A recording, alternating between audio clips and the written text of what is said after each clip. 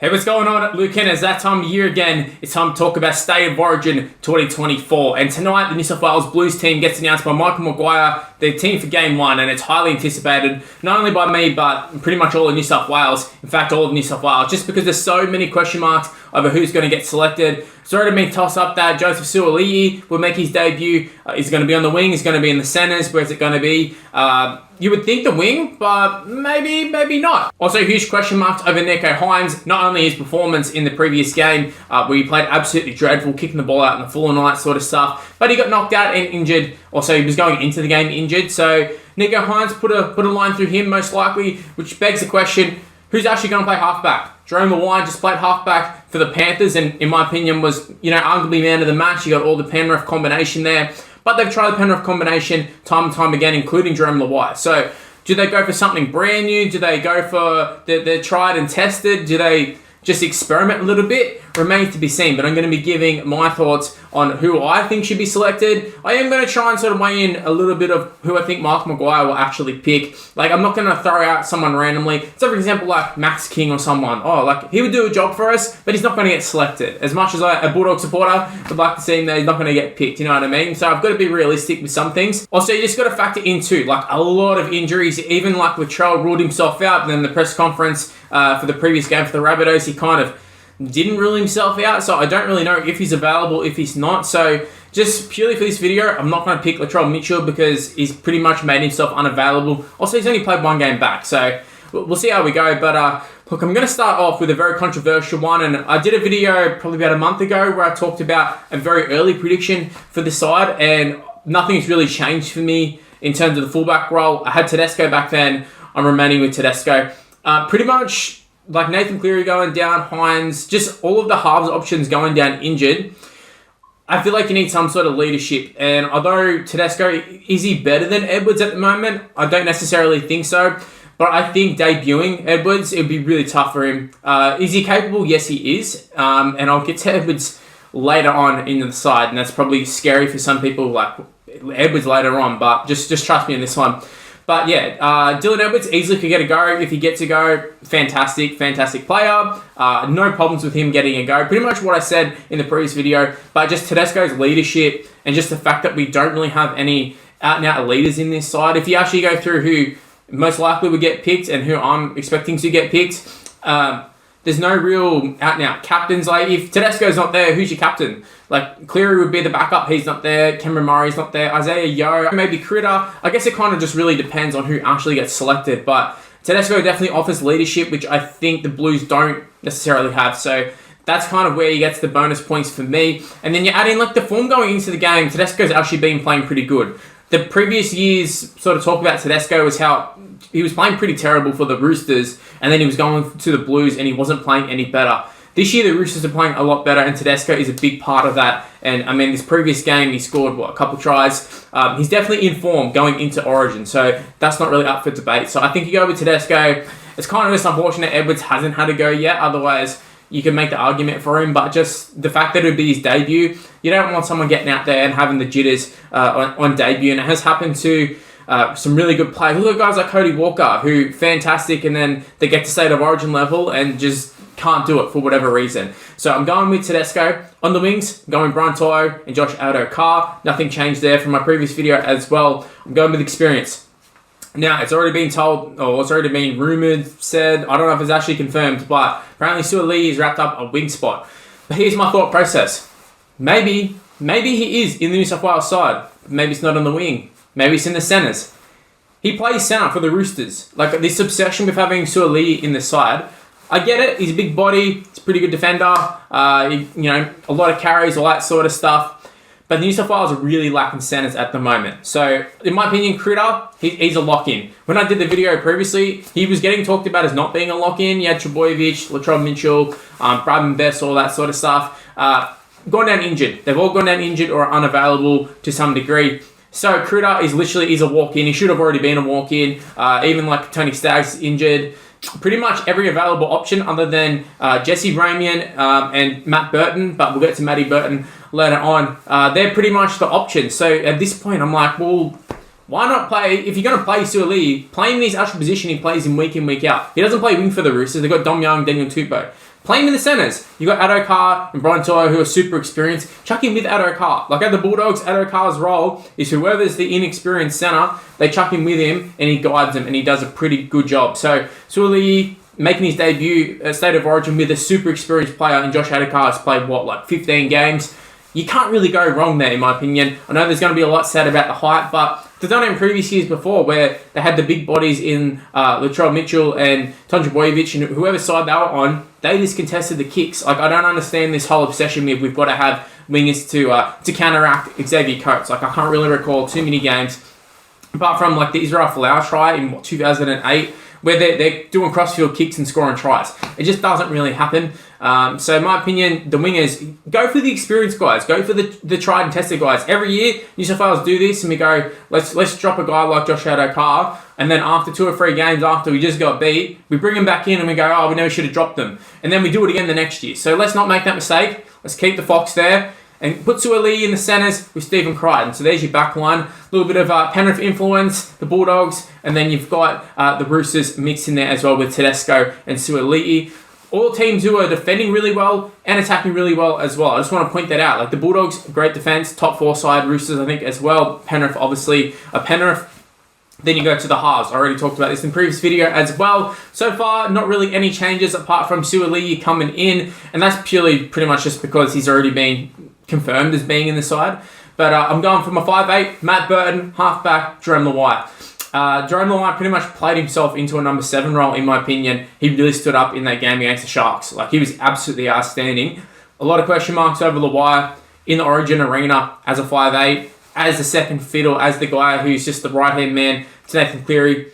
They kind of cancel each other out. And even, I feel like Luai was also a victim of, Isaiah getting his hands on the ball too much and just the style that the Blues are playing. When he can just play like what's ahead of him and actually play his style of football and actually be the halfback, not just Nathan Cleary's little sidekick, I think Jerome Luai can be a fantastic player. Obviously, we're not going to get into the debate of whether the Tigers have made a good signing and if he's $1 million player and all that sort of stuff, but we saw on the weekend he's definitely capable of being a great number 7, and New South Wales don't really have any options. You got Katoa and you got, Cody Walker didn't even play. And other than that, like Burton, and I've already got Burton in the side, and if Burton's not 5'8", he'll be in the centres. That's just, I think Burton's in the side. It's just a matter of where, even on the bench. But yeah, New South Wales' lack of halves pairings, I think it adds in that Luai's played, he's won a series, won grand finals, and he's played with Matt Burton. So there's food for thought. The fact that they've come through the system together, they've actually played first grade together. I kind of recall when Matt Burton would play, he didn't really get to play with Nathan Cleary from memory. It was more Luai or Tyrone May when he was at the Panthers. But I think he was on the left-hand side with Luai when he won the grand final. So I think that's a great option.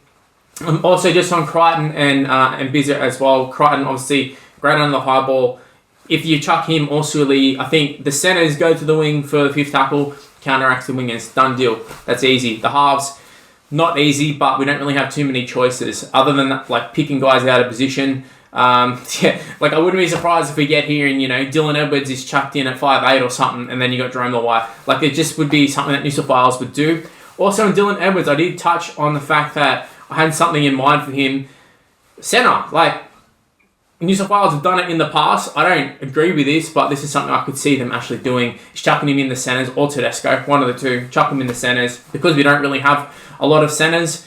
Seeing this Hellbent having Suoli in the side, he goes to the wing and they come into the centres. Again, I don't agree with that, but that is something that I can see them actually, tossing up. And Ramian, I think, kind of really got exposed. In the game the Sharks have lost against some good teams, and in previous years as well, so guys like Ramians and stuff who get shown that they're good players, they're not great players. And I know you can argue that a guy like Bradman Best is a perfect example of a guy, not playing that well, but goes into the Origin side and excels. I just don't see Ramian doing that. Like Bradman Best, he had the youth about him and the unpredictability, whereas Jesse Ramian's been around for so long. Like, he's super experienced at this point. He's kind of peaked, in my opinion, as a player. Like, he's playing at his peak. He's not going to get better.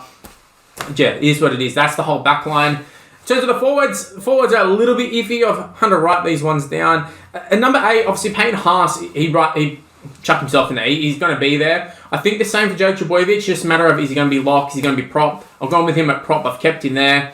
And then the hooker position is highly debated. You've got Mitch Kenny, you've got Blake Brayley, Abby Coruscant. Now Reece Robson is the current number 9, and I just think based off how we played, even the Cowboys at times, I think stick with Reece Robson. I mean, who they go with, I don't really think there's a bad option. I probably wouldn't go Blake Brayley, obviously. As much as the Sharks are going good, I'm going to sound like a total hater, but we kind of got to see them against a good side. So imagine what these guys are going to be like when they play like a red-hot Queensland side. I can just see them crumbling big time. And that was probably my biggest thing against Nico Hines being in the side to start off with before the injuries. But yeah, Blake Brayley falls into that category as well. When things are going good, they're good, but yet to see them actually do something against a tough side. Coruscant's been there, done it. I mean, Damien Cook's another one who I don't think will get picked, but he's been there for New South Wales before. Super out of form though, so I think stick away from Rabbitohs players as much as you can. So we're going to go with Reece Robson to start. Then off the bench, you're going to hit them with a little bit of a combo. We have Mitch Kenny. Now, I know Mitch Kenny isn't exactly some impact sort of player, but I'm not looking for him to be an impact player. I'm not looking for him to come on and change the game. In fact, like him and Reece Robson are kind of quite similar, and I'm just thinking, if a player goes down injured, why would you want to have someone who's completely different to the guy who's actually gone down injured? So go for a like, and then if he doesn't get injured, Mitch Kenny can come on and play in the forwards, can do a job for you, so nothing really changes there. And if Reece Robson needs a spell, you can just sort of chuck him on and continue where you left off, or you could even start Mitch Kenny as well. You can there's so many options there, so that's why I think Mitch Kenny is good. And this obsession with New South Wales in terms of having a utility who can just conquer all, he can do it all, he can play centre, he can play wing, he can play fullback, halves, forwards. The only guy who can really do that and do it successfully is Connor Watson, and he's injured. And you know what? Connor Watson will probably be there. Dylan Walker's another one who can do it to a degree. And I think in the previous video, I actually had Dylan Walker in the side, but Warriors just aren't it at the moment. So I can't chuck him in there, although he has played State of Origin before. But yeah, Connor Watson would be the ideal utility. But other than that, you don't really need a proper out-and-out utility. A guy like Mitch Kenny is absolutely perfect. He's done that role for the Panthers when Coruscant was there. In fact, I think he won a premiership. I can't remember if he started. I think he actually did end up starting, but was named on the bench all the time and only really took over the full-time number 9 role when Coruscant left, and he's done a fantastic job. And yeah, I just think Mitch Kenny deserves it. Like, reward players who are in form, who have been playing good, and Mitch Kenny has been doing that. So keep Robson there because he hasn't really done anything to lose it. I know the Cowboys aren't going fantastic, but it's not Reece Robson's fault. Was there last year, was good. Don't drop him after a good series last year. Keep him there. Bring Mitch Kenny off the bench, and he can come on and play 9 or play 13 or back row or wherever you need him. He can do a job for you.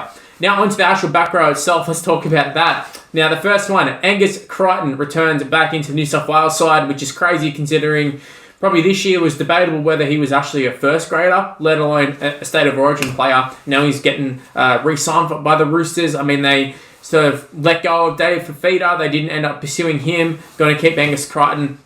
I just think it says a lot about Angus Crichton, and I think the Roosters be crazy at this point to let him go because he's been in such good form. He's essentially just Angus Crichton of old, and Angus Crichton at his best is an Australian caliber back rower, and I think that's probably a strength for the Blues at the moment is we do have a lot of good back rowers. So in previous years we've had guys like Cameron Murray playing out of position who are playing, I guess he can play back row, but he predominantly plays a lock, and we'll sort of shift and players around just so we can have our best players. Kind of similar to what we did with the back line. But this year, I think we go with Angus Crichton, and I think we go with Olakau'atu from Manly. I think it's a no-brainer for me. Last year was Colin Matangi or him, and we went with Colin Matangi, which I think was the right decision at the time.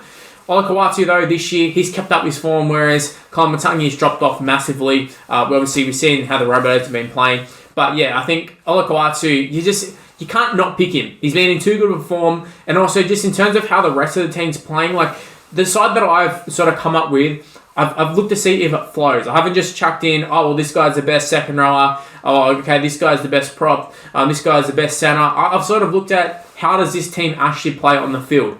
And that's why I've gone with, like say for example, the 2 centres. Are they the best centres? Yeah, I think they are, but I still would have went with Critter, no-brainer. And even like Suaalii, you've got 2 big bodies we've got 2 small wingers that I've selected. And seeing as there's an obsession as to, stopping the Queensland big fellas on the wing, we got big guys in the centres who can move out to the wing, good under the high ball. They're the guys who take your bombs if needed. Like, it's pretty simple. They've done it in the past. So I've thought about that. In terms of the back row, you got Olakau'atu. I think with the team that I picked with Burton, your Crichtons, your Adokars, who I'm sort of thinking is going to be on the left-hand side, even To'o, whoever ends up there, I think this side's really going to benefit from having offloads, having a guy who's mobile, he's good on his feet, and I think he can really trouble the defense as well. He hits hard, runs hard, he kind of does it all. But yeah, just kind of similar to what Kiko does for the Bulldogs, I think Olakau'atu can do for the Blues and really open up the left-hand edge, which in turn opens up the right-hand edge as well. So that's why I think Olakau'atu can be really, really good. Or whoever ends up playing on that side, left or right, he's going to open it up big time.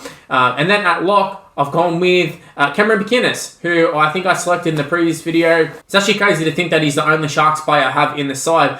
But he also is the only Sharks player who's really won a finals game, and he's played State of Origin before. Again, he's a guy who can play in the forwards. If worse comes to worse and there is injuries to the back line, to the halves, he can jump into the halves. And, you can still have coverage with Mitch Kenny there as well. I know it seems crazy to have 3 guys who cover the hooker position, but obviously McInnes is predominantly a 13 now. Can play at hooker, also can play at the halves. We saw that a couple of weeks ago where I think he played attack. I can't remember if he played attack or defended there, but he can do a job in the halves. It's been shown. And I think he's just a tough guy. We need a tough guy there. And we've tried Isaiah Yeo time after time. If Isaiah Yeo's there, I think he'll be a lot better than previous years, because I think we're not going to be playing Penrith ball. We're going to be playing Michael McGuire ball. And I think Isaiah Yeo, if he just knuckles down and just plays his role, I think he can do a fantastic job. But I do have a role for him later in this video. So yeah, McInnes, I've gone with him. I think he can do a little bit of ball playing, but I don't really see us doing too much ball playing. He can just get in that nitty-gritty work, make a shit ton of tackles, and sort of just do all the dirty work. Kind of him and Trbojevic can do that, and the rest of the guys can benefit from it. So we've already talked about our bench a little bit, and I did touch on it with Isaiah Yeo. I'm going to talk about it. Isaiah Yeo, he's the second player on the bench, so Mitch Kenny's the first one, going with another Penrith player in Isaiah Yeo. I think last year came off the bench in Game 3. He played as a prop predominantly. I think second half maybe played in the lock position.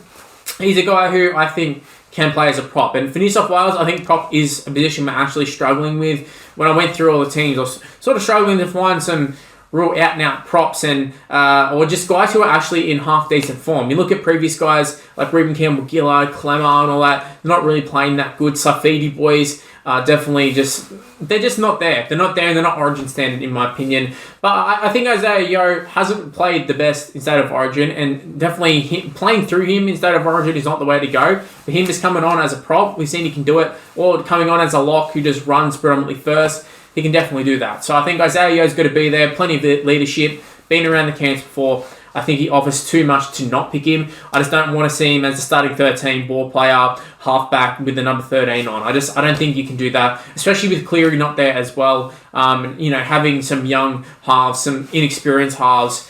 You don't want Isaiah Yeo there calling the shots. You just don't want to do that. And that leaves 2 spots on the bench. And the first one is Junior Paulo from the Parramatta Eels. Now, you could go with Cam Gillard. You could have went with, David Clemmers. Stefano's another one. There's a few options you could have went with. I don't think any are particularly good options. But we do need a big body. We need someone there. And I think Junior Paulo's been there. I just don't see them not picking him. That's kind of more how he's found himself into the side. He seems to find himself on all these rep sides. I can't really recall a game where I've been like, wow, Junior Paulo was our best forward. There's not really too many of them, despite him being there year after year. But I guess he can be that impact player that we don't really have. I know some of the media sort of toss up Spencer Leniu to be that sort of guy, but just kind of how things have gone this year, I don't want to see him there. If it was last year, sure, but this year maybe not so much. I think Junior Paulo gets there. And that leaves one more spot, and it's going to be another Penrith player. It's going to be Liam Martin. Now, initially, I had Liam Martin in the starting side in the previous video. Pretty much, I've just swapped him and Olakau'atu around. That's all I've done. Same players, just different roles. And I think Liam Martin has shown in the past he can come off the bench and create and have a big impact. In fact, that was kind of, in my opinion, where he made his marks. I think he came off the bench and we were like, wow, Liam Martin really changed the game. So I think he can do that, can bring a lot of energy. When he comes on, he's not going to be gassed. He can just go at these tired defenders and just run a mark. And I think Liam Martin is definitely capable. Yes, he can start, but he can also come off the bench. And I think for Olakau'atu, I wouldn't like to see him come off the bench. I'd like to see him start. And it's more so Liam Martin can do that job, and I know he can do it well.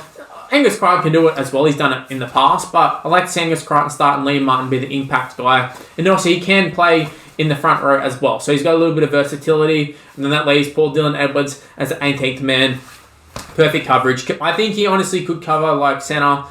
Played wing for Australia, didn't play it well, but he's played there. And then, even halves and all that sort of stuff. If there's a HIA, he covers plenty of positions. So, it is ironic that I've talked about, we don't need to cover all these positions, and then I've sort of picked players who can cover plenty of positions. But I think it's a pretty decent side. Is it going to be a side that they actually pick? Probably not. I think we'll probably end up seeing, Cody Walker and Jerome Lawai in the halves, and then we'll have Burton in the centres, and Suoliti on the wing, Adokar not there, and probably Reece Robson won't be there. There'll probably be a host of changes in this side. Latrell Mooch will probably be there as well. If he had made himself available from the start, probably things are a lot different. But yeah, it's going to be interesting to see who gets named tonight. I'm excited. Hopefully you are too. State of Origin time's here. Let's try it, Blues. Let's go. Well, that's the end of this video. If you happen to enjoy it, make sure you leave a like, subscribe. You know the drill at this point. Everybody YouTubers does it. Just go ahead and do it. It'd really help me out. Also, why not go ahead and check out some of these other videos that are on the screen right now.